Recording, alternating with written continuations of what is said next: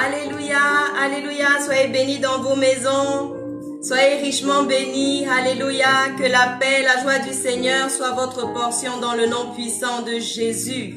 Alléluia. C'est une joie à chaque fois de pouvoir parler du Seigneur. C'est un temps de grâce que le Seigneur nous fait parce qu'il est dit dans le livre d'Apocalypse que à chaque fois que l'on peut dire aujourd'hui, c'est qu'il est encore temps. C'est qu'il est encore temps d'entendre parler du Seigneur, de donner sa vie au Seigneur, de changer de voie, de comportement, de connaître notre Dieu un peu plus, d'expérimenter de nouvelles choses avec le Seigneur Jésus. Nous sommes dans la joie ce soir, nous sommes dans la paix. Et peu importe ce que nous pouvons traverser, nous savons que notre Dieu est vivant. L'Éternel est vivant et il sait comment intervenir. Il sait comment prendre soin de nous. Merci Seigneur pour cette grâce. Merci pour ce privilège Seigneur de te connaître, de pouvoir t'adorer, d'avoir en toi un secours, un soutien qui ne manque jamais au temps de la détresse. Qui ne manque jamais au temps de la détresse. C'est merveilleux combien le Seigneur nous aime. C'est merveilleux combien il use de patience, de miséricorde, de grâce envers nous. C'est merveilleux de voir ce que le Seigneur fait. C'est vraiment merveilleux. Alléluia. Et ce soir, nous sommes dans la joie d'être ensemble, de pouvoir partager ensemble, de pouvoir faire grandir notre foi encore ensemble, de pouvoir s'encourager. Alléluia. Quelqu'un est heureux ce soir.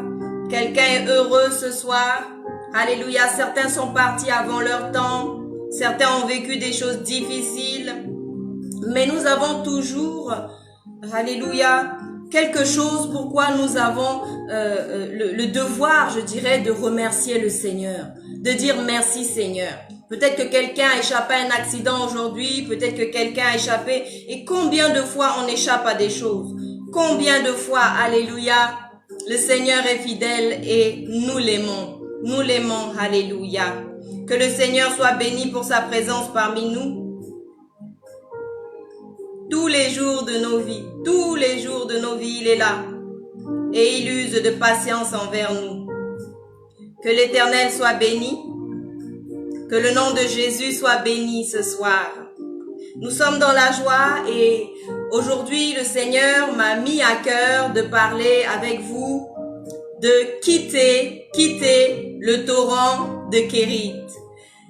Quitter le torrent de Kérit. Alléluia. Et oui, le Seigneur parle tantôt d'une manière, tantôt d'une autre, mais nous n'y prenons pas garde. Mais l'Éternel, il sait comment nous parler, il sait comment nous faire grandir, il sait comment nous faire avancer avec lui. Et il est dit dans la parole de Dieu que si nous sommes dociles et obéissants, nous mangerons les meilleures productions du pays. Les meilleures. Pas les à peu près, pas les restes, non, les meilleures productions du pays, elles nous sont destinées, alléluia. Et vous savez, parfois dans la vie, lorsqu'on a été malmené pendant un moment, lorsque on nous a brimé, lorsqu'on nous a, on a violé certains de nos droits, qu'on nous a vraiment fait du tort, eh bien, on a été tellement malmené parfois qu'on a même du mal à connaître notre propre valeur. À savoir qu'on a des droits, à savoir qu'il y a des choses que l'Éternel a prévues pour nous. Alléluia, parce qu'on a été malmené et que notre estime de soi en a pris un coup et que parfois nous avons du mal à rétablir cette image, à retrouver cette image glorieuse, glorieuse, parce que vous avez une destinée glorieuse, vous êtes quelqu'un de grand. Et c'est pourquoi l'ennemi s'évertue à lancer des flèches, à vous mettre des pots de banane sur le chemin, à essayer vraiment de vous faire tomber. Et beaucoup même sont attaqués depuis le sein, depuis le ventre de leur mère. Alléluia. Combien n'ont pas entendu qu'au moment où ils sont nés, il y a eu un problème. Certains sont nés, ils ne respiraient pas. Alléluia. J'ai eu 2 enfants par la grâce de Dieu, une fille et un garçon. Une fille qui a aujourd'hui 22 ans et un garçon qui vient de fêter ses 18 ans. Et je me rappelle qu'à chacune des grossesses, qui étaient pourtant différentes, eh bien, il y a eu des obstacles, il y a eu des difficultés à surmonter. Ma fille, alléluia, il faut encourager quelqu'un ce soir. Ma fille, à 6 mois de grossesse, a cassé la poche des os. Elle l'avait cassée en haut, pas en bas, par la voie normale. Elle a déchiré la poche. Et je me rappelle que je suis arrivée à l'hôpital et le médecin, le gynécologue, il m'a dit, mais c'était une fille, mais vous l'avez perdue. Et moi, c'est bizarre, mais des fois, on dirait qu'on vous parle, vous n'entendez pas ce qu'on vous dit. Et pour moi, c'est comme si je n'avais rien entendu. Et avant d'avoir ma fille, j'avais rêvé d'elle et je l'avais vue petite, habillée en blanc. Et à ce moment-là, je ne savais même pas encore que j'étais enceinte. Et elle me tendait les bras et elle avait dans les bras tout ce qu'il me fallait dans la vie. Elle me tendait vraiment les bras comme cela. Ce qui fait que quand ce gynécologue a dit que cette enfant était morte dans mon sein, eh bien, je n'y ai pas prêté garde. Et il nous a dit, mais rentrez chez vous, de toutes les façons, cet enfant ne survivra pas. Et je suis restée comme ça avec une poche des os ouverte. Donc j'avais perdu toute l'eau, donc j'étais voilà sur des serviettes. Et quelques jours après, une semaine après, le médecin m'appelle, le gynécologue m'appelle et il me dit, mais venez faire une échographie et puis on va enlever ce qui reste. Pour lui, c'était un enfant qui n'allait pas survivre. Mais Dieu en avait décidé autrement et lorsque je suis retournée et qu'il a fait l'échographie à nouveau, il dit, mais c'est bizarre, l'eau se reconstitue. Et je suis restée comme ça avec une poche des os ouverte pendant 1 mois et demi. Donc elle est née à 7 mois et demi prématurément. Et elle est là, elle est vivante et malgré les combats de la vie et le reste, nous allons quelque part. Dis à quelqu'un, tu as une destinée, tu vas quelque part. Le Seigneur a prévu quelque chose pour toi. La parole de Dieu dit que Dieu a prévu pour nous des projets de bonheur et non de malheur, pour nous donner un avenir et de l'espérance. Et mon fils, ça a été pareil. Alléluia. À un moment donné, dans les examens et tout, on m'a dit que j'avais fait de la toxoplasmose. Et on avait fait la datation, on l'avait envoyé à Paris pour faire la datation. Et à ce moment-là, on m'a dit que j'allais avoir un enfant aveugle et voilà, avec un mental attardé. Alléluia. C'est ce qu'on m'avait prédit. Et j'ai dit au médecin, je dis, vous savez, je suis croyante, je ne peux pas enlever un enfant. Par contre, si l'Éternel me donne un enfant qui a besoin de plus de soins ou qui soit handicapé, eh bien, il me donnera la force de l'élever. Et c'est ce qui s'est passé et aujourd'hui, je suis contente parce que cet enfant est vivant. Et je me rends compte avec le temps et en lisant la parole de Dieu que les enfants qui sont très souvent attaqués, ce sont des enfants qui ont une grande destinée. Ce sont des enfants qui ont une grande destinée. Nous voyons Moïse qui a été sauvé des eaux. Alléluia. Sauvé des eaux. Il a dû combattre les eaux, combattre le Nil, les crocodiles du Pharaon. Alléluia. Moïse. Et c'est encore lui qui a fait traverser les eaux, qui a conduit le peuple pour traverser. Alléluia, le Jourdain. Alléluia. C'est merveilleux. C'est merveilleux, c'est merveilleux. Le Seigneur, il sait comment il fait ces choses. Il sait, il a des manières à lui de procéder. Alléluia. Et je bénis le nom du Seigneur. Je pense que ce témoignage devait encourager quelqu'un aujourd'hui, devait fortifier quelqu'un aujourd'hui. Alléluia. Pour qu'il puisse aller plus loin. Et nous voyons que dans ce thème que nous avons choisi ce soir, quitte le torrent de Guérite, eh bien, nous nous retrouvons avec Élie le prophète, Élie, alléluia, le serviteur de l'Éternel, qui a reçu une parole de Dieu pour un peuple à un moment donné, pour un roi, et qui est allé parler au roi. Et nous voyons que dans le livre des rois, nous voyons que ce livre des rois nous présente plusieurs rois qui ont fait ou pas fait la volonté de Dieu, plutôt pas fait la volonté de Dieu. Et nous voyons comment Dieu use de patience envers ce roi et envers ce peuple, cette population qui est très rebelle, qui est très désobéissante. Alléluia. Et il y a eu comme cela une succession de plusieurs rois. Et on voit comment Dieu use de miséricorde envers le peuple. Et très souvent, la sanction ne tombe même pas sur le peuple qui a fauté, mais sur la génération d'après. Parce que je pense que le Seigneur attend, fait miséricorde déjà à ce peuple-là. Et puis attend la génération d'après pour voir si la génération d'après pourra implorer le Seigneur, pourra se retourner encore vers Dieu. Alléluia. Parce que nous voyons que lorsque le peuple obéit à Dieu, lorsque le peuple se soumet à Dieu, eh bien, il est béni, il est dans la joie, il est dans la paix, il est dans vraiment la satisfaction totale. Et nous voyons que lorsque le peuple désobéit et qu'il enfreint les lois de l'Éternel, eh bien, il se retrouve en esclavage, déporté, alléluia, avec des calamités qui leur arrivent.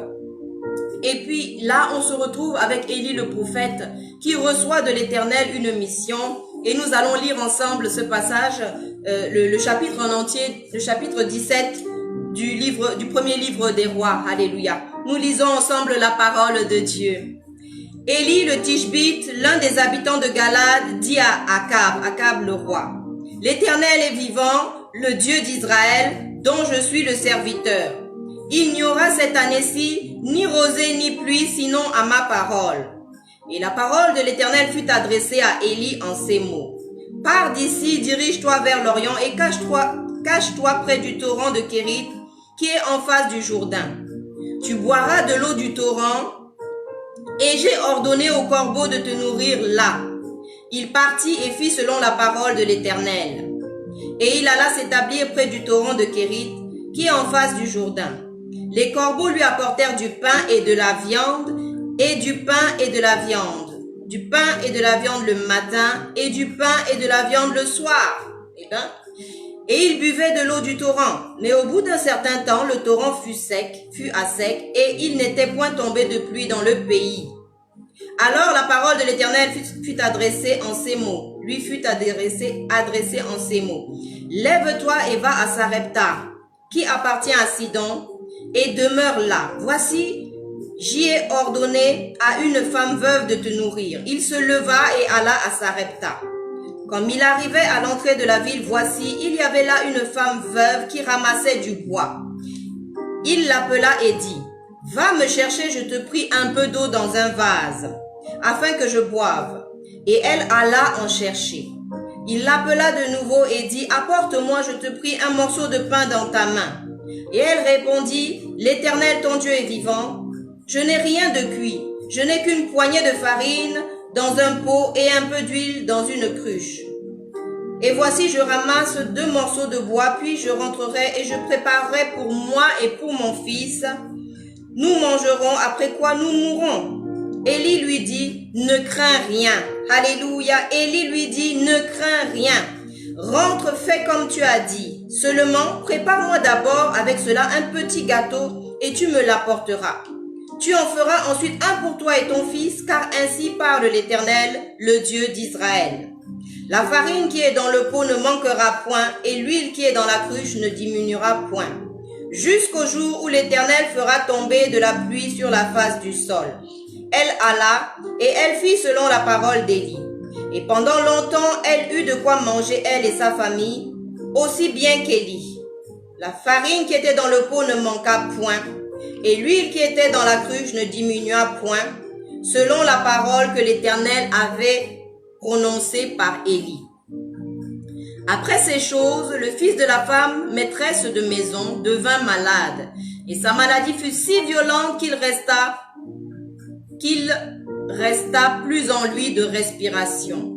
Cette femme dit alors à Élie, « Qu'y a-t-il entre toi et moi, homme de Dieu? Es-tu venu chez moi pour rappeler le souvenir de mon iniquité et pour faire mourir mon fils? » Il lui répondit, « Donne-moi ton fils. » Et il le prit du sein de la femme. Il monta dans la chambre haute où il demeurait et il le coucha sur son lit. Puis il invoqua l'Éternel et dit, « Éternel mon Dieu, est-ce que tu affligerais au point de faire mourir son fils, cette même veuve chez qui j'ai été reçu comme un hôte? » Et il s'étendit 3 fois sur l'enfant, invoqua l'Éternel et dit, « Éternel mon Dieu, je t'en prie, que l'âme de cet enfant revienne au-dedans de lui. » L'Éternel écouta la voix d'Élie et l'âme de l'enfant revint au-dedans de lui et il fut rendu à la vie. Élie prit l'enfant et le descendit de la chambre haute dans la maison et le donna à sa mère. Et Élie dit, « Vois, ton fils est vivant. » Et la femme dit à Élie, « Je reconnais maintenant que tu es un homme de Dieu et que la parole de l'Éternel dans ta bouche est vérité. » Alléluia. C'est merveilleux. C'est merveilleux ce que l'Éternel fait. Alléluia. Nous voyons ici que l'Éternel veille sur la parole de ses serviteurs pour l'accomplir. Nous voyons que tout ce que le serviteur a dit, l'Éternel a fait que les choses se déroulent exactement comme le serviteur avait dit. Alléluia. Nous voyons aussi ici, alléluia, le miraculeux. Et nous parlons d'un temps où aux informations on nous annonce des crises de ceci, des problèmes de cela, des pénuries, des hausses de prix. Mais nous voyons ici, en pleine situation de sécheresse, où il y avait la famine, alléluia, décrétée par le serviteur de Dieu à cause des mauvaises actions du roi et du fait que le peuple adorait Baal et des dieux étrangers. Eh bien, on voit que pendant qu'à un endroit c'est la sécheresse et le manque, Élie, lui, est guidé par l'Éternel. Élie, le prophète, il reçoit de l'Éternel une parole qui lui dit « Va à tel endroit. J'ai ordonné au corbeau de te nourrir. Tu boiras au torrent. » Alléluia. On dit que c'est la sécheresse. Alléluia. Mais on voit que le torrent fournit quand même de l'eau pour Élie. Parce que l'Éternel l'a prévu ainsi. Et Élie, qui obéit en tout point à ce que l'Éternel lui a dit, ne manque jamais de rien. On voit même qu'à un moment donné, au torrent de Kérit, eh bien, il n'y a plus d'eau.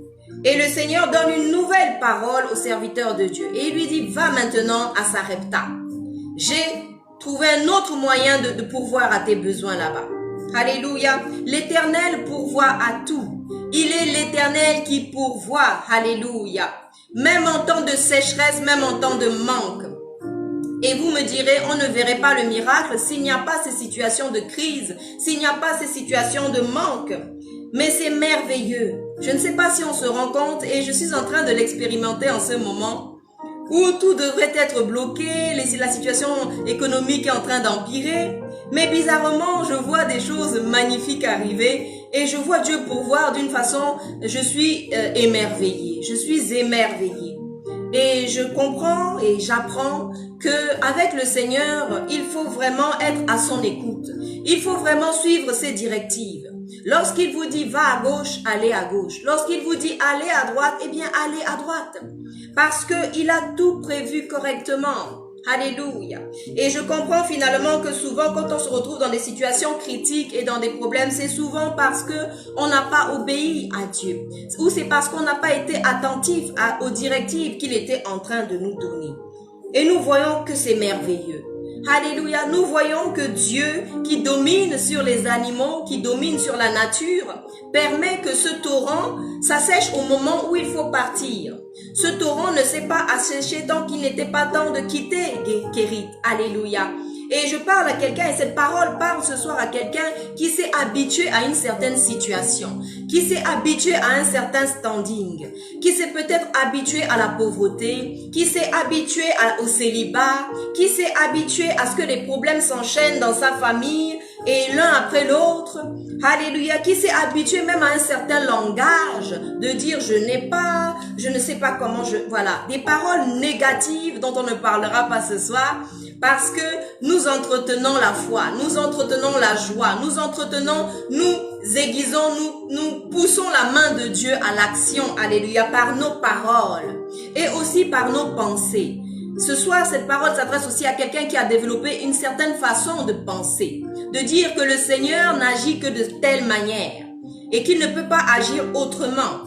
Et de limiter parfois Dieu en disant mais oui mais là c'est vrai que Dieu a déjà pourvu dans le passé et même souvent on oublie ce qu'il a fait, ce qu'il a déjà fait, les situations dont il nous a déjà sortis et nous commençons à cogiter. Et tout à l'heure je réfléchissais à quelque chose et je me disais mais le fils prodigue, de quoi avait-il besoin qu'il n'avait pas chez son père? Alléluia. De quoi avait-il besoin? Alléluia.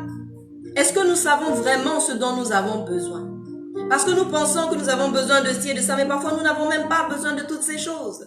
Nous avons parfois en nous et entre nos mains tout ce qu'il faut pour aller de l'avant.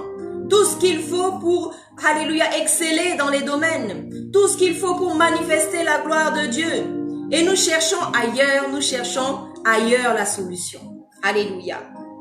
Mais l'Éternel ne pense pas comme nous. L'Éternel n'est pas un être humain comme nous. Et je me suis demandé, de quoi Ève avait-elle besoin? Alléluia. Est-ce qu'elle manquait de quelque chose dans ce jardin? Est-ce qu'elle n'avait pas tout ce qu'il lui fallait? Est-ce qu'elle n'était pas heureuse? Est-ce qu'elle n'était pas comblée? Alléluia. Je parle à quelqu'un ce soir. La présence de Dieu nous comble. La présence de Dieu, alléluia, elle fait que tout le reste devient accessoire. C'est quelque chose d'inestimable, la présence de Dieu. Et c'est cette présence qui, on le voit, accompagne Élie. Élie qui obéit à l'Éternel. Élie qui est nourri à la manière de l'Éternel dans le désert, de façon exceptionnelle, de façon miraculeuse. Pendant que d'autres sont en train de mourir de faim à certains endroits, Élie jouit d'être servi, alléluia, par les corbeaux. Et il faut savoir que les corbeaux, ils n'ont pas de grand bec, donc ils amènent la nourriture petit à petit, petit à petit.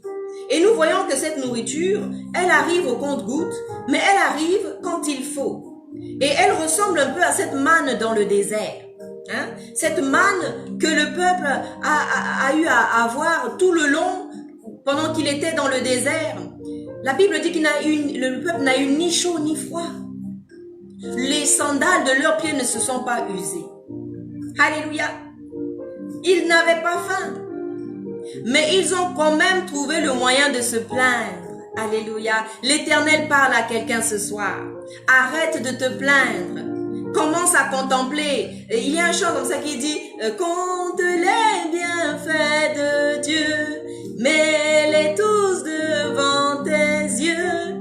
Tu verras en adorant combien le nombre en est grand. » Alléluia. Les bienfaits de l'Éternel sont nombreux. Mais les situations parfois et les difficultés font que des fois on oublie ce que l'Éternel a déjà fait. C'est pourquoi j'aime répéter ce que l'Éternel a fait. J'aime témoigner de ce que l'Éternel a fait. Parce que vous savez, durant mon parcours, ça n'a pas été facile. Mais j'ai entendu les témoignages des autres et ça m'a fortifié. J'ai entendu le témoignage d'Esther, la reine Esther, et ça m'a fortifié. J'ai entendu le témoignage d'Élie que Dieu a protégé. Et tant que Élie obéissait à Dieu, eh bien, et tant que Dieu n'avait pas prévu qu'on mette la main sur Élie, personne ne pouvait mettre la main sur Élie. Et ça me rappelle que je suis passée, alléluia, j'ai été internée en psychiatrie, j'ai été menottée devant mes enfants, devant le voisinage, emportée 28 jours en psychiatrie, sans aucune pathologie, sans traitement. Et quand le Seigneur en a décidé, eh bien, il a ouvert les portes de manière tellement miraculeuse que j'avais un procureur de la République qui me courait après, un préfet qui me courait après. Mais qui peut s'opposer au dessein de l'Éternel? Jésus-Christ lui-même, il a dit au roi, il a dit, mais tu n'as de pouvoir sur moi que le pouvoir que Dieu te donne. Et parfois, on a l'impression que la pression de l'ennemi, la situation va nous engloutir. Ce n'est pas vrai. Cette situation ne te tuera pas. Cette situation ne finira pas avec toi. L'Éternel a encore de grandes choses à faire avec toi. Alléluia. Des choses que tu n'imagines même pas. Des choses pour lesquelles tu vas danser comme le roi David qui dansait. Alléluia. Qui dansait pour le roi. Oh Seigneur. Ce témoignage, il est merveilleux. Et il a fait exactement ce que l'Éternel lui a dit. Et la manière dont Dieu nourrissait Élie dans le désert, à Kérit, au bord de ce torrent, ce n'est pas la même manière dont il s'y est pris pour le nourrir à Sarepta. À Sarepta, c'était une veuve qui devait l'accueillir. Et à Sarepta, alléluia, on voit cet homme de Dieu qui arrive, ce prophète. Et comment reconnaître la veuve en question? Parce que Dieu lui a dit, j'ai ordonné à une veuve de te nourrir. Ok, le Seigneur vous donne l'information comme cela. Comme il vous dit, j'ai décidé de te bénir. Tu as un avenir glorieux. Alléluia, il a dit à Abraham, je ferai de toi le père d'une multitude. Abraham était déjà vieux. Abraham était déjà peut-être, voilà, il ne pouvait plus concevoir selon lui. Il se disait, oh mais je suis déjà tellement vieux. Sarah, elle avait déjà passé l'âge, la ménopause était déjà là. Alléluia. L'Éternel aime se manifester quand la situation paraît sans issue. Je dis bien paraît parce qu'il y a toujours une issue pour notre Dieu. Il y a toujours une issue pour notre Dieu. Alléluia. Et on voit que Dieu change de manière de le nourrir. Dieu lui donne des directives et on ne voit à aucun moment, c'est ça qui me plaît, Élie dire, mais Seigneur, comment ça va se faire? Mais Seigneur, comment est-ce possible? Et vous savez que nous, on a souvent des objections. On aime bien dire au Seigneur, mais Seigneur, c'est vrai que tu as dit ça, mais voilà, ma femme Sarah, elle est déjà âgée. Bon, on va trouver une autre solution. voilà ceci, voilà cela. On veut expliquer à Dieu comme si Dieu ne savait pas. Et c'est vrai que tous, lorsqu'on démarre dans la vie chrétienne, on a l'habitude d'aller trouver les serviteurs de Dieu et de commencer à expliquer, mais oui, il y a tel problème, il y a ci, il y a ça. Et puis, avec le temps, je me suis rendu compte qu'il n'est même pas besoin d'expliquer. Parce que c'est le Seigneur qui a à nous parler. Mais nous aimons tellement parler, c'est comme dans la prière. Nous arrivons, nous commençons à débiter les explications, les problèmes. Nous parlons à Dieu des obstacles, de tout ce qui ne va pas. Alors que le Seigneur, il veut parler d'autre chose. Et je l'ai remarqué souvent, alléluia, auprès de mon père spirituel, l'apôtre Habib Poiti, que je cite très souvent. Et parfois je me dis, vous savez, quand on est aîné et quand on est plus mature que d'autres ou passé déjà par un chemin où les autres passent en ce moment, eh bien des fois on les regarde et puis on sourit. Et je pense que même l'Éternel, Dieu, des fois quand on lui parle, il doit nous regarder et se dire, mais la petite là, qu'est-ce qu'elle veut m'expliquer? Mais ce jeune homme, qu'est-ce qu'il veut m'expliquer? Alléluia! Le Seigneur, il a de l'humour, heureusement, et il use de patience envers nous. Et quand on ne comprend pas les choses, eh bien, il prend le temps de nous expliquer ou de nous enseigner. Et voilà comment Élie est nourri. Il est nourri à Kérit lorsqu'il est temps d'être à Kérit. Et ensuite, Dieu lui dit, va à Sarepta. Et là, il trouve cette veuve et il teste la veuve. Il lui demande de l'eau. Et c'est intentionnel parce qu'on parle d'une période où lui-même, Élie, il a décrété la sécheresse. Il a décrété qu'il n'y aurait pas de pluie. Donc, les gens rationnent le peu d'eau qu'ils ont et certains n'ont même déjà plus d'eau et sont déjà morts. Mais pendant ce temps, il va demander à cette veuve de lui servir un peu d'eau. Et la veuve va, elle prend de l'eau, elle amène à Élie. Quelle veuve obéissante! Quelle veuve sensible dans l'esprit pour voir que là, je suis en face d'un serviteur. Alléluia! En plein pays où les gens désobéissent, adorent Baal, il y a encore cette veuve. Il y a toujours un reste quelque part. Et ce reste, c'est toi, mon frère. Ce reste, c'est toi, ma sœur. Alléluia! Cette veuve, elle est obéissante. Cette veuve, elle est humble. Cette veuve, elle sait comment il faut accueillir un serviteur, une servante de Dieu. Alléluia, elle connaît les principes du royaume. Elle connaît les principes du royaume. Elle va, elle cherche de l'eau, elle apporte au serviteur. Après, le serviteur va plus loin. Il demande maintenant à manger. Et la dame lui dit, mais l'Éternel, ton Dieu, est vivant. Pour dire que je reconnais ton Dieu. Je reconnais que Dieu, l'Éternel, il est vivant. Et elle lui explique sa situation en disant, moi, je n'ai pas grand-chose. Comme on explique souvent à Dieu, mais Seigneur, tu me dis de faire ça, mais regarde mes moyens, mais regarde ma force, mais regarde mes capacités. Et là, elle explique qu'elle n'a qu'un peu de farine et un peu d'huile. Et qu'elle est venue ramasser du bois justement pour aller faire le dernier petit gâteau qu'elle mangerait avec son fils. Et après quoi, elle sait que humainement, ses possibilités sont finies. Ses capacités sont arrivées à leur terme. Et elle lui dit, et après quoi nous mourrons? Nous mourrons. Je dis à quelqu'un, tu ne mourras pas. Cette situation ne te tuera pas. Alléluia. Et voilà comment Élie lui dit, ne t'inquiète pas. Ne crains pas. L'Éternel dit à quelqu'un ce soir, dans ces moments tendus, dans ces moments où les factures augmentent, dans ce moment où tout vraiment est en train de s'ébranler, ne crains pas. Ne crains pas. Il lui dit, va seulement et fais-moi un petit gâteau et amène-moi pour que je le mange. Et ensuite, tu en feras un pour toi et ton fils. Le serviteur de Dieu parle de ce qui va se passer après que après que la veuve lui ait servi le dernier petit gâteau qu'elle avait. La dernière pincée de farine, la dernière goutte d'huile. Et il dit, apporte-moi cela pour que je mange. Et très souvent, on remarque que les personnes qui obtiennent des choses de la part de l'Éternel, les personnes qui touchent le cœur de l'Éternel, ce sont des personnes qui font des sacrifices. Et là, il s'agit d'un vrai sacrifice. Ça fait penser à Abraham qui a dû donner son fils, son unique. Pas Ismaël. Non, Isaac. Son fils, son unique. Alléluia. C'est fort, c'est fort, c'est fort. Le Seigneur, avant de te bénir, avant de t'amener dans les hauteurs, avant de te faire, d'exagérer dans ta vie, eh bien, il veut tester ta fidélité. Il veut tester ta mort à toi-même. Alléluia. On ne peut pas suivre le Seigneur si on n'est pas mort à soi-même. C'est soit l'alcool qui va nous tirer dehors, soit tes propres envies, quelles qu'elles soient, soit ton caractère. En fait, parce qu'il y a des choses que tu ne pourras pas céder au Seigneur. Or, le Seigneur a besoin d'enlever des choses pour te donner plus. Il a besoin de tester ta fidélité, de tester ton obéissance, de tester ta foi en lui. Alléluia. Je parle à quelqu'un ce soir. Nous avons besoin d'expérimenter la provision et la provision miraculeuse de Dieu en ces temps de crise. Alléluia. Nous n'avons pas le même langage.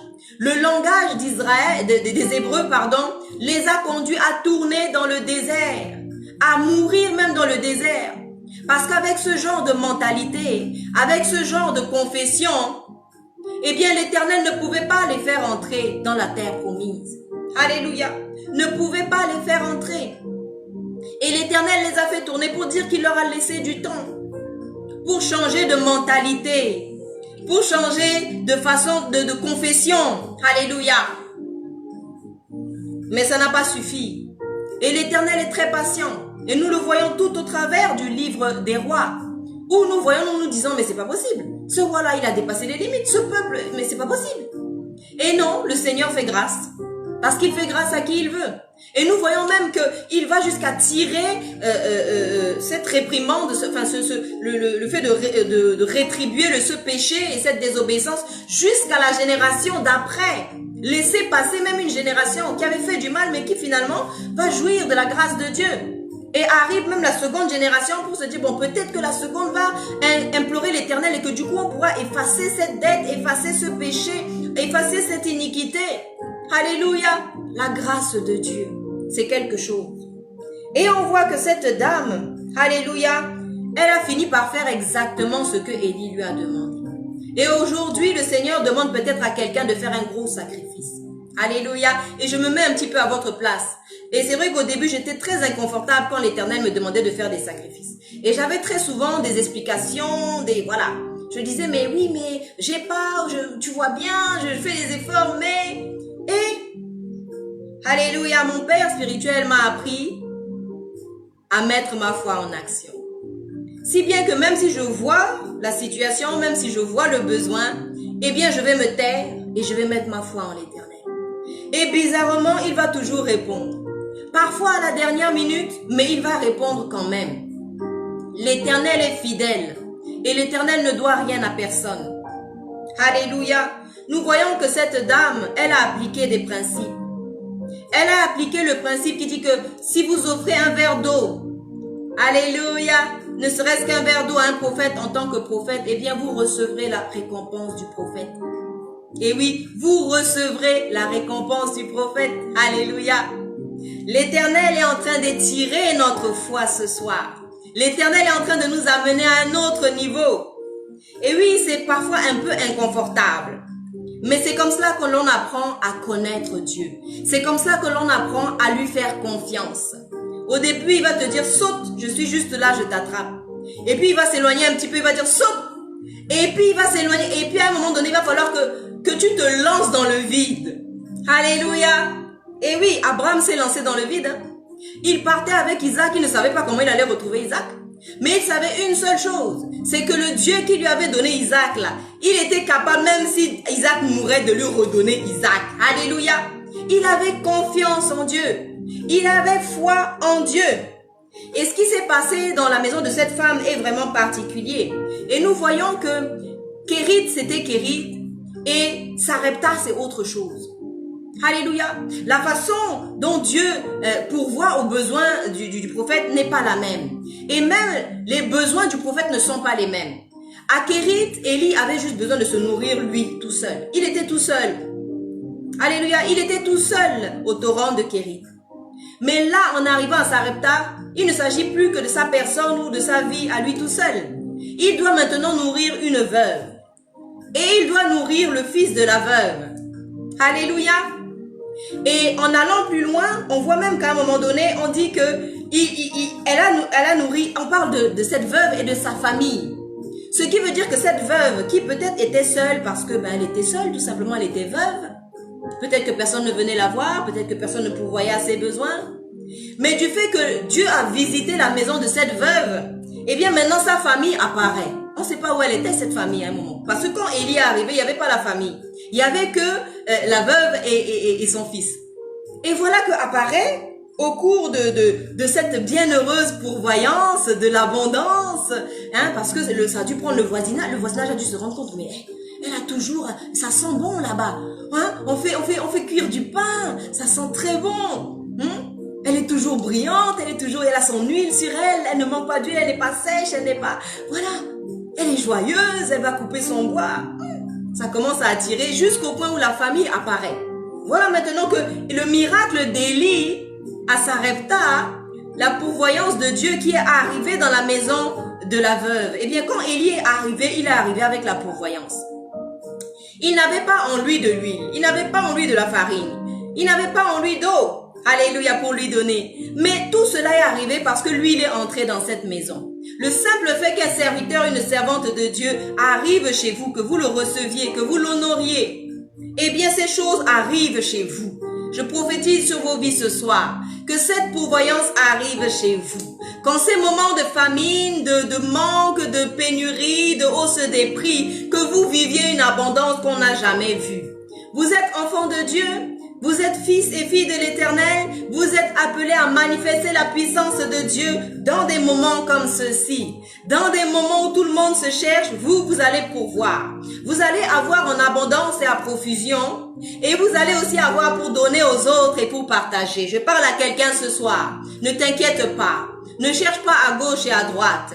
À Kérit, on ne savait pas que les corbeaux allaient venir avec de la nourriture. Mais au moment où Élie est arrivé là-bas, sur instruction de l'Éternel, je dis bien sur instruction de l'Éternel, eh bien, les corbeaux se sont exécutés.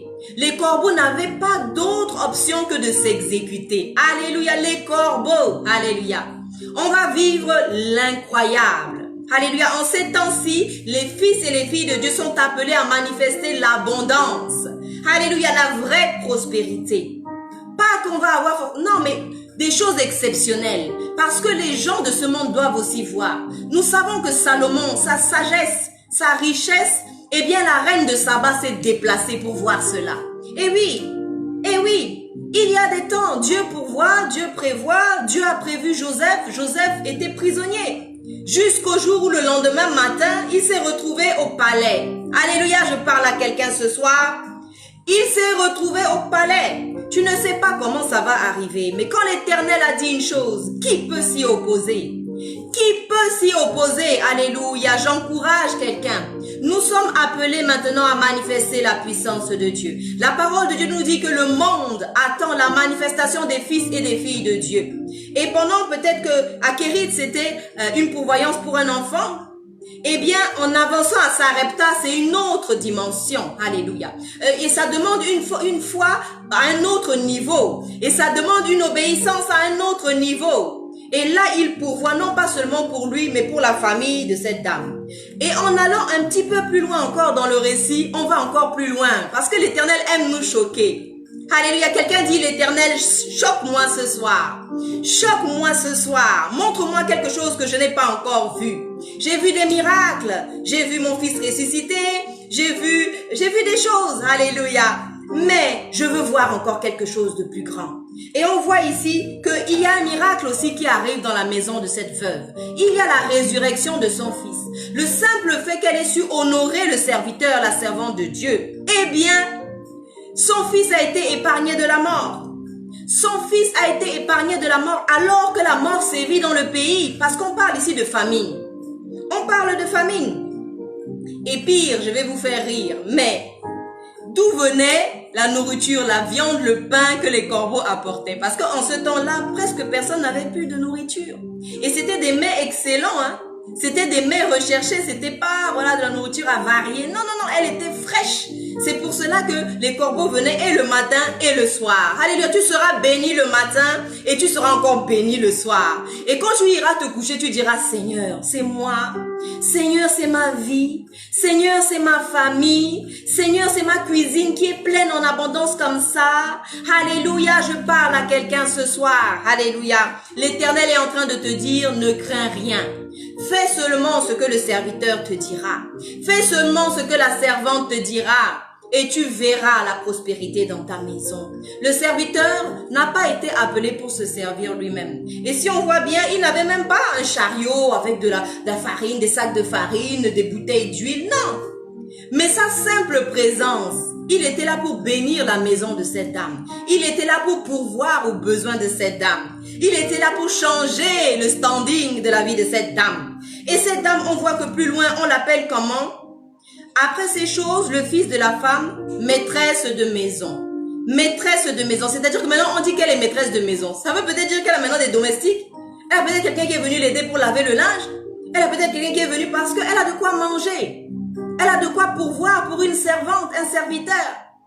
Alléluia. Et les gens aiment venir auprès d'elle parce que maintenant sa maison est bénie. A été béni par la présence, la simple présence de ce serviteur. Alléluia. Nous devons comprendre la façon de procéder de l'Éternel. Parfois tu te plains, tu as fait des économies et tu te dis les économies ne suffisent pas. Tu veux une maison à 1 million d'euros et tu n'as que 400 000 pour l'instant. Alléluia. Quelqu'un a dit une fois, si ce montant n'est pas suffisant pour acheter ce que tu veux, c'est que ce montant est destiné à quelqu'un ou à autre chose. Et pendant que tu seras en train de donner pour autre chose, un miracle, je ne sais comment. Souvenons-nous quand même que la parole de Dieu dit que nous habiterons des maisons que nous n'avons pas achetées. Je me rappelle d'une histoire que j'ai lue où pendant la guerre, les gens avaient fui parce que c'était la guerre, d'autres sont morts, d'autres sont partis pour combattre et les maisons elles étaient restées vides avec des fois les biens, les bijoux, les fortunes des gens, des châteaux parfois. Et ce sont des personnes qui n'avaient rien qui sont venues s'installer là. Alléluia, qui sont venus s'installer là. Il n'y a rien d'exceptionnel en cela. Mais la foi en Dieu déplace les montagnes. Nous voyons donc que Élie ressuscite le fils de cette dame. Et qu'est-ce que Élie dit à Dieu lorsqu'il va parler à Dieu concernant cette situation? Élie dit à Dieu, alléluia, nous allons le lire ensemble parce que c'est très important. Alléluia, Élie, il invoqua l'Éternel et dit, Éternel mon Dieu, est-ce que tu affligerais au point de faire mourir son fils, même cette veuve, chez qui j'ai été reçu comme hôte? Il rappelle à l'Éternel sa parole. Il rappelle à l'Éternel que l'Éternel a dit que celui qui offre ne serait-ce qu'un verre d'eau à un serviteur, à un prophète, en tant que prophète, recevra la bénédiction du prophète, la récompense du prophète. Alléluia. Et l'Éternel entendit. Quand Élie a prononcé la parole de Dieu, quand Élie a rappelé à Dieu sa parole, Dieu est intervenu. Il a ressuscité l'enfant de cette dame. Et nous voyons ici aussi dans la vie de cette dame, dans sa mentalité, dans son expérience, une progression. Nous voyons une progression. Parce que lorsqu'elle a accueilli Élie, elle a juste dit l'Éternel Dieu est vivant. Donc elle croyait en Dieu. Alléluia, mais pas encore dans le serviteur. C'est son obéissance qui l'a amené à voir la manifestation de Dieu au travers du serviteur. C'est son obéissance qui a fait qu'elle a vu la validation de Dieu concernant le fait que c'est bien son serviteur et que les paroles qu'il prononce viennent bien de lui, l'Éternel. Alléluia, les yeux, la façon de voir de cette dame a changé. Elle ne regardait plus Élie juste par rapport à Dieu qui l'annonçait, mais lui, elle l'a reconnu en tant que serviteur. Mais même avant de le reconnaître, elle l'avait déjà traité comme un serviteur. Nous voyons le cœur de cette dame et c'est pourquoi nous ne savons pas qui nous avons en face de nous. Parfois, vous avez à côté de vous ou dans la rue, vous croisez la personne qui est la clé à votre situation. Mais si vous avez l'habitude de bien traiter les gens, eh bien, vous allez, comme a fait Abraham, reconnaître ces trois personnes. Il a juste vu des étrangers, il s'est dit, je vais les accueillir chez moi. Quelle hospitalité! L'hospitalité, et la parole de Dieu parle de l'hospitalité. Elle dit que certaines personnes ont logé des anges sans le savoir. Loger des anges sans le savoir. Alléluia. Je suis allée voir récemment mon père spirituel au Congo-Brazzaville. Et et j'ai été logée chez une sœur. Elle voulait vraiment m'accueillir et elle a dit, moi je vais accueillir la servante de Dieu. Et elle m'a accueillie chez elle. Et c'est vrai que quand on accueille quelqu'un et qu'on ne la connaît pas, même si on nous a dit que la personne venait, on fait confiance à la parole du Père spirituel en disant, bon, il a dit que c'était une servante qui venait, je l'accueille, mais on ne se connaissait pas plus que cela. Alléluia, elle se reconnaîtra en regardant ce live. Et la première nuit, elle dort et j'ai dit, Seigneur, rassure-la, parce que je sais que ce n'est pas facile d'accueillir quelqu'un chez soi. Hein? Bon, c'est vrai que nous étions toutes deux des femmes déjà, c'est une bonne chose, il y avait aussi son fils, mais c'est vrai qu'accueillir quelqu'un qu'on ne connaît pas chez soi, c'est compliqué. Et elle m'a accueillie, et bien accueillie. Elle m'a vraiment bien accueillie, elle m'a mise à l'aise. Elle m'a vraiment mise à l'aise. Et dans la nuit, elle rêve, et elle rêve de moi, elle rêve d'instructions, elle voit des choses se débloquer dans sa vie. Alléluia. Et il faut qu'il y ait un témoignage. Il faut qu'il y ait un témoignage. Souviens, il y a des gens, des fois, le Seigneur vous parle avec, vous avez l'impression que c'est vos pensées, ou que ce sont vos pensées, ou qu'il y a une inspiration qui monte, ou une pensée comme ça, bon, je pense que peut-être il faudrait faire ceci, vous voyez. Mais en fait, c'est l'Éternel qui vous le met à cœur. Et c'est l'Éternel qui vous convainc. C'est lui qui vient dire, fais ceci. C'est bien cela que je t'ai demandé. Et lorsque l'on obéit, on voit ici que cette dame, sa vie a changé. Son standing a changé. La mort a survolé sa maison et a même quitté sa maison. Alléluia. La mort même s'est enfuie. La mort est passée au-dessus de sa maison. À cause du serviteur qui était là. Et ce que j'avais pas remarqué cela au début, mais en relisant, après vers la fin, je vois qu'elle avait fait une chambre pour Élie dans sa maison. Elle avait carrément fait une chambre où Élie dormait. Alléluia. Où Élie se reposait. Où Élie méditait. Où Élie pouvait poser sa tête, où Élie pouvait se cacher parce qu'il était en fuite. Il ne faut pas oublier qu'il avait déclaré une parole au roi Akab et que là il était en fuite. Et le pire, c'est que Dieu envoie Élie où? À Sarepta. Et Sarepta, c'est la capitale de cet endroit. Alléluia. Et c'est le lieu tout près de là où était Jézabel. Alors, il y a un endroit où on dit, mais on a envoyé partout des gardes, la police, enfin, voilà, la gendarmerie, l'armée chercher Élie partout dans le pays. Mais Élie est là dans la capitale. Alléluia. Tu vas vivre des choses au milieu des turbulences. Tu vas vivre des choses au milieu des tremblements de terre, au milieu des feux, au milieu de la grêle, au milieu des écroulements de maisons. Ta maison restera debout. Je dis ta maison restera debout. Et ta famille sera épargnée à cause de toi. Cette veuve, à cause d'elle, sa famille était maintenant, elle était plus dans la disette. Elle mangeait. Elle et sa famille. Alléluia. Et pendant longtemps, elle eut de quoi manger, elle et sa famille. Même sa famille est revenue. Alléluia. Quand l'Éternel visite vos maisons, alléluia, même ceux qui vous avaient abandonné, ils veulent revenir. Parce qu'ils voient la gloire de Dieu. Parce qu'ils voient la pourvoyance de Dieu. J'aime l'Éternel. J'aime l'Éternel. La vision de cette dame a changé. La vision de cette dame, la foi de cette dame est montée d'un cran. Elle croyait en Dieu, mais elle est arrivée dans une autre dimension. Elle est arrivée dans une dimension où on dit, elle crut aussi au serviteur de l'Éternel. Elle crut à la parole du serviteur de l'Éternel. Rarement l'Éternel ouvre les cieux comme ça et vous parle directement. Il utilise toujours des personnes. Il utilise toujours ses serviteurs. Que Dieu nous ouvre les yeux. Vous savez, lorsque vous avez trouvé les personnes de votre destinée, vous ne peinez plus. C'est comme, vous savez, si vous avez été orphelin, vous avez perdu père et mère, on ne s'est pas occupé de vous. Il y a un serviteur comme cela, anglophone, alléluia, à qui l'Éternel, pour lequel l'Éternel avait donné des consignes à quelqu'un qui était, je ne sais plus si c'était en Angleterre ou aux États-Unis. Et il lui a dit, va chercher, je pense que c'était Duncan Williams, si je ne me trompe pas. Et l'Éternel avait dit à ce monsieur d'aller chercher cette personne dans le pays où il était et de prendre en charge tous ses frais de formation. Et à cette époque-là, ce serviteur, il n'était pas éloquent. Et il ne parlait même pas la langue du pays. Je me rappelle qu'à un moment donné, il a dit qu'il est parti passer des tests parce que, en fait, ce serviteur de l'étranger est venu jusque dans ce pays anglophone et il a cherché ce serviteur. Il a dit, je cherche telle personne. Il n'avait que le nom de la personne. Et quand il s'est trouvé en face de la personne, il a dit, l'Éternel m'a mis à cœur de te payer tous tes frais de formation. Et ce monsieur est parti, il a fait la formation, mais pendant la formation, il avait vraiment des lacunes. Et un jour, il a dit au Seigneur, mais Seigneur, pourquoi tu m'as envoyé ici? Les autres sont en avance et tout, et moi, j'ai du mal à parler, je n'arrive même pas à suivre les cours. Et l'Éternel lui a dit, ta formation à toi, c'est cet homme qui t'a amené ici. C'est sur lui que tu dois garder les yeux fixés. C'est lui que tu dois regarder, c'est lui ta formation. Regarde-le, observe-le seulement. Parfois, nous ne comprenons pas exactement ce que Dieu veut dire, mais au fur et à mesure, il ouvre nos yeux et nous comprenons. Parce que nous avons des fois du mal à comprendre la pensée de Dieu. Alléluia. Nous avons parfois du mal à comprendre ce que Dieu est en train de faire, ce que Dieu est en train de projeter, là où il est en train de nous amener. Lorsque Élie était à Kérit, il ne savait pas qu'il irait à Sarepta. Il ne le savait pas. Il avançait au fur et à mesure. L'Éternel lui disait, va à Kérit. Il est allé à Kérit. Ensuite, il lui dit, va à Sarepta. Il va à Sarepta. Mais partout où il va, comme c'est sur la parole de l'Éternel, comme c'est par obéissance à l'Éternel, eh bien, il voit des miracles. Alléluia. Au début, l'Éternel pourvoit à ses besoins à lui. Et maintenant, il va et il devient un pourvoyeur du besoin des autres. Alléluia. Et le cercle s'élargit. Le cercle s'élargit.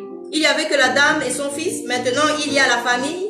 Et puis plus loin, on parle maintenant de maîtresse de maison. C'est-à-dire qu'il y avait d'autres personnes maintenant à son service. Alléluia. Qu'est-ce qu'on appelle la prospérité?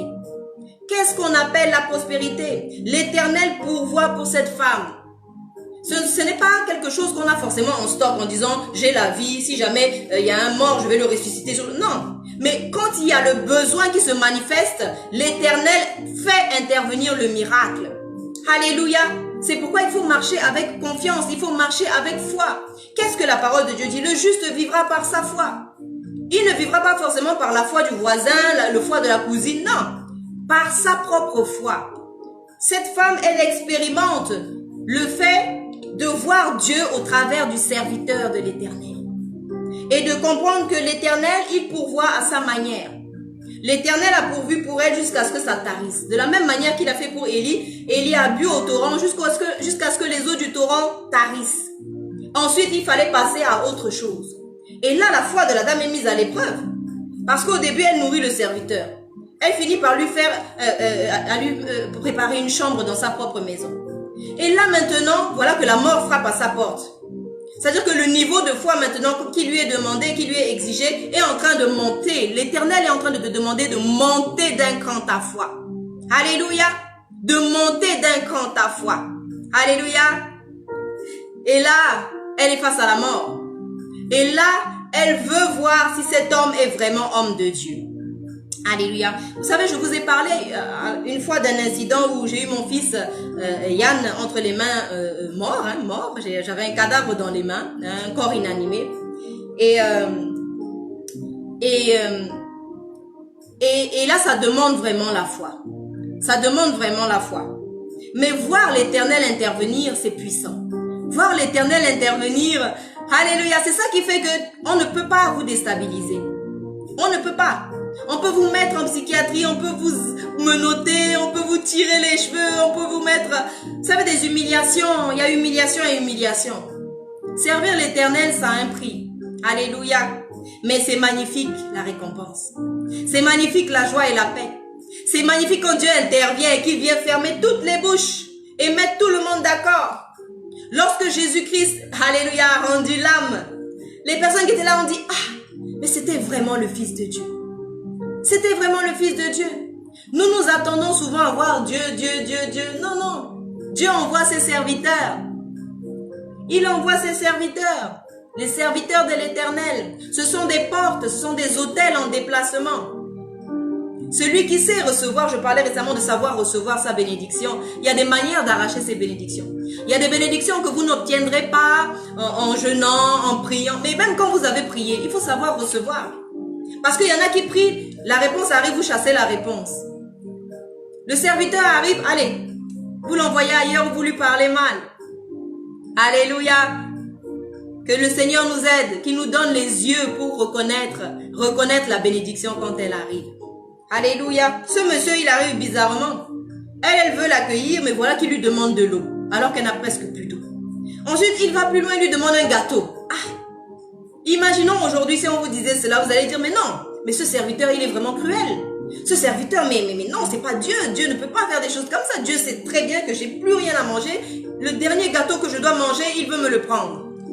Alléluia. Est-ce que le Seigneur t'a demandé ton dernier gâteau? Est-ce que l'Éternel t'a demandé la dernière goutte d'huile qui te reste? La dernière pincée de farine?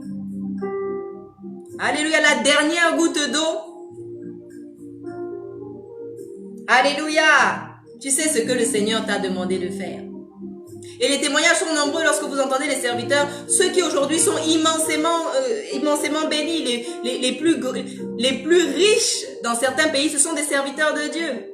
Ils pourvoient pour les pauvres, ils ouvrent des écoles, des orphelinats.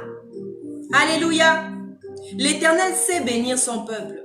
L'Éternel n'est pas avare, l'Éternel n'est pas chiche, non. L'Éternel c'est un bon, alléluia, j'aime le Seigneur Jésus. Il sait pourvoir aux besoins de son épouse. Il sait la mettre à l'aise. Il sait se sacrifier pour elle. Alléluia. Et il faut que l'épouse ressemble à son époux. Et oui, si vous avez un monsieur qui est libéral, qui donne, il attire la bénédiction. La parole de Dieu dit qu'il y a plus de bonheur à donner qu'à recevoir. Mais si la dame maintenant est pingre, qu'elle est radine, qu'elle est sur ses sous, elle va vous fermer les portes de la bénédiction. C'est pourquoi il est important de bien observer la personne avec laquelle on veut cheminer ou faire alliance ou marcher.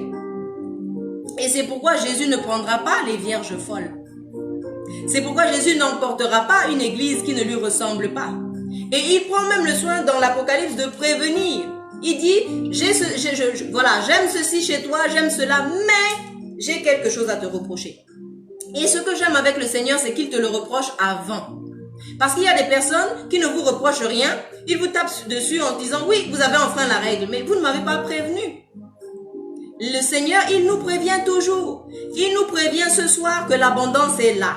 Que dans ces moments de disette, il veut manifester la prospérité, la pourvoyance surnaturelle. Le miraculeux de l'Éternel. Et l'Éternel m'interpellait récemment sur le fait que ce sont les prophètes qui ont ouvert le bal dans la parole et ce sont eux qui vont clôturer et faire l'apothéose.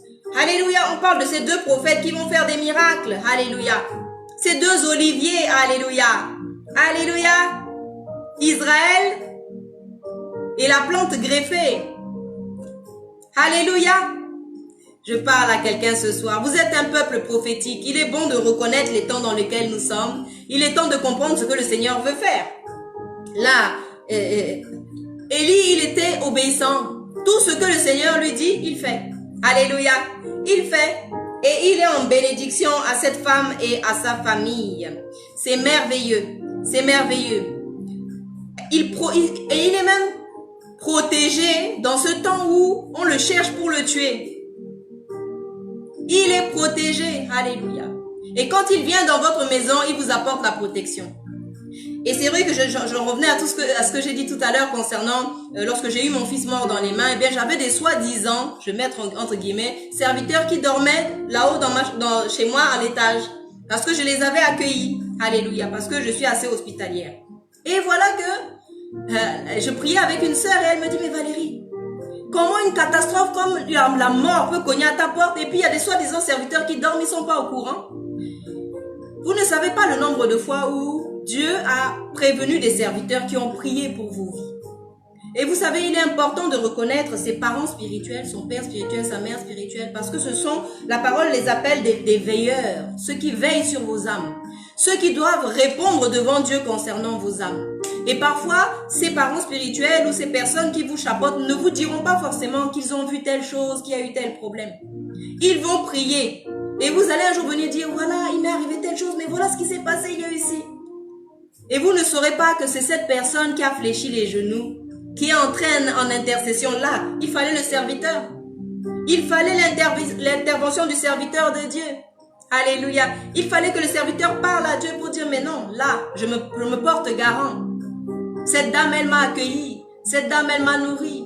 Et souvenons-nous de ce passage qui revient très souvent ces derniers temps-ci, là où le Seigneur a dit, à certains je dirais entrez dans le royaume et à d'autres je dirais dehors, je ne vous connais pas. Et quand il a demandé mais comment ça, il dit parce que j'ai eu faim, vous m'avez donné à manger. J'ai eu soif, vous m'avez donné à boire. J'ai été souffrant et vous m'avez rendu visite. Et les disciples ont demandé, mais quand est-ce que tout cela est arrivé? On ne sait pas. Et il a dit, mais lorsque vous l'avez fait pour un seul de ces petits, c'est à moi, l'Éternel, que vous l'avez fait. On cherche l'Éternel ailleurs, sur les hauteurs et le reste. L'Éternel est à côté de toi. L'Éternel est dans la personne. Un jour, le Seigneur, il m'a dit, Valérie, tu sais, Dieu est dans chacune des personnes que tu vois. Et ce qui fait que j'ai beaucoup de respect dans tout ce que je dis. Parce que j'essaye vraiment je demande à Dieu de garder ma bouche et de maîtriser ma langue. Parce que, alléluia, on ne sait pas qui est qui. Alléluia. Ce n'est pas l'âge qui fait la spiritualité. Et l'apparence est très trompeuse. La parole de Dieu dit que la beauté est vaine et la grâce est trompeuse. Ce qui veut dire qu'il faut faire très attention.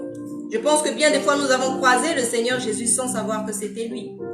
Peut-être nous a-t-il demandé un sandwich, peut-être nous a-t-il demandé de lui trouver un lieu de repos. Alléluia. Le Seigneur sait récompenser les personnes. Et la parole de Dieu dit que celui qui prête aux pauvres, il prête à Dieu. Celui qui fait grâce, qui donne aux pauvres, il prête à Dieu. Et en nourrissant un serviteur, en le bénissant, vous bénissez vos propres vies. Alléluia. Je vous livre un secret ce soir que je sais depuis il n'y a pas très longtemps. Et il y a des choses pour lesquelles je ne me bats plus. Lorsque j'ai besoin de quelque chose, je sais comment faire. Je fais une offrande, je fais quelque chose. Je m'occupe du serviteur de Dieu. Et ça touche le cœur de Dieu. Ça touche le cœur de Dieu. Alléluia. L'Éternel est sensible à tout cela. La parole de Dieu dit que là où est ton cœur, là où est ton trésor, là aussi sera ton cœur. Quand on aime, on donne. Dieu a tant aimé le monde qu'il a donné son Fils unique, afin que celui qui croit en lui ne périsse point, mais qu'il ait la vie éternelle. Alléluia. Nous ressemblons à notre roi, à notre époux, le Seigneur Jésus. Alléluia. Et nous voyons que même pour choisir une épouse, lorsqu'on envoyait chercher une épouse pour Isaac, eh bien, il fallait qu'elle soit bienveillante, qu'elle soit prête à donner, qu'elle soit prête à servir. Alléluia.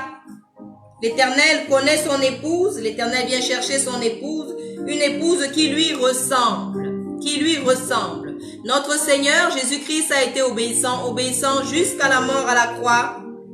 Alléluia. Et c'est pour cela qu'il a été couronné et que son nom nous donne la victoire sur les démons, les péchés, la maladie, la mort. Alléluia.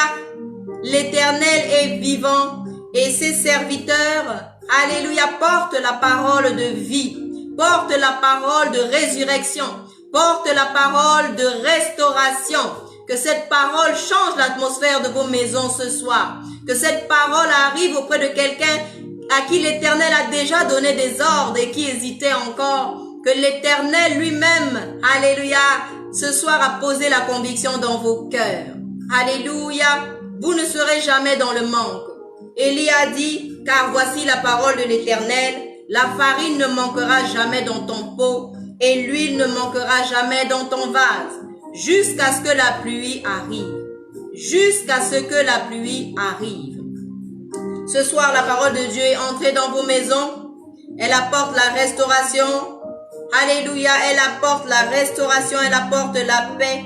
Elle apporte la joie. Alléluia. Elle apporte la foi nécessaire pour monter de niveau. Alléluia. Pour quitter le torrent de Kérit et pour aller à Sarepta, rencontrer le miraculeux, rencontrer la résurrection. C'était la première fois dans la parole de Dieu que quelqu'un ressuscitait. Alléluia, c'est à ce moment-là. Alléluia, l'Éternel est vivant et la parole des serviteurs de Dieu porte la bénédiction, porte la puissance, porte la délivrance. Alléluia. La délivrance n'intervient pas forcément comme nous on pense. L'Éternel a sa façon de faire les choses. Cette dame ne savait pas qu'elle accueillait tous ces miracles dans sa maison. Elle a simplement obéi à l'Éternel. Elle a seulement agi dans la crainte de l'Éternel, dans le désir d'obéir à Dieu, de servir Dieu. Alléluia. Et le miraculeux est entré dans sa maison, comme ça entre dans vos maisons ce soir. Nous allons prier ensemble. Éternel notre Dieu, nous te disons merci. Merci Seigneur pour cette opportunité de manifester ta gloire. Merci parce que tu nous as choisis, Seigneur. Alléluia, pour manifester ta gloire. Et peu importe la situation dans laquelle nous nous trouvons aujourd'hui, le manque, la disette, toutes ces choses nous quittent parce que ce soir, ta parole est arrivée jusqu'à nous. Seigneur, c'est la quantité de lumière qui vient de toi qui nous éclaire. C'est la quantité de révélation de ta parole qui nous éclaire. Et ce soir, tu as éclairé quelqu'un. Quelqu'un qui doit monter le niveau. Quelqu'un qui doit sortir de la pauvreté et du manque. Quelqu'un qui doit sortir de la maladie, de l'infirmité. Quelqu'un qui doit sortir du célibat. Quelqu'un qui doit sortir des lamentations et des pleurs. Alléluia. Quelqu'un qui doit, Seigneur, recevoir son miraculeux. Recevoir son miracle. Recevoir sa bénédiction. Alléluia. Ce soir, nous avons quitté Kérit. Nous sommes maintenant à Sarepta. Alléluia. Je vois quelqu'un témoigner cette semaine. Je vois quelqu'un témoigner avec puissance. N'hésitez pas à témoigner parce que la gloire doit revenir à Dieu. Dieu doit prendre la gloire. Ça peut sauver d'autres personnes. Vous voyez le témoignage d'Élie. Aujourd'hui, ça encourage ma foi. Ça vous encourage. Alléluia. Parce que cette personne a témoigné. À cause du témoignage de cette personne. Alléluia. Il est dit dans Apocalypse, ils l'ont vaincu. Ils ont vaincu Satan. Ils ont vaincu l'ennemi de leurs âmes à cause de la parole, de leur témoignage et du sang de l'agneau. À cause du sang de l'agneau et de la parole de leur témoignage. Soyez bénis. Je me réjouis d'avance pour les miracles qui arrivent dans vos vies. Soyez bénis. C'était la servante de Dieu Valérie Marcel Kéza et je vous dis à très bientôt. Alléluia.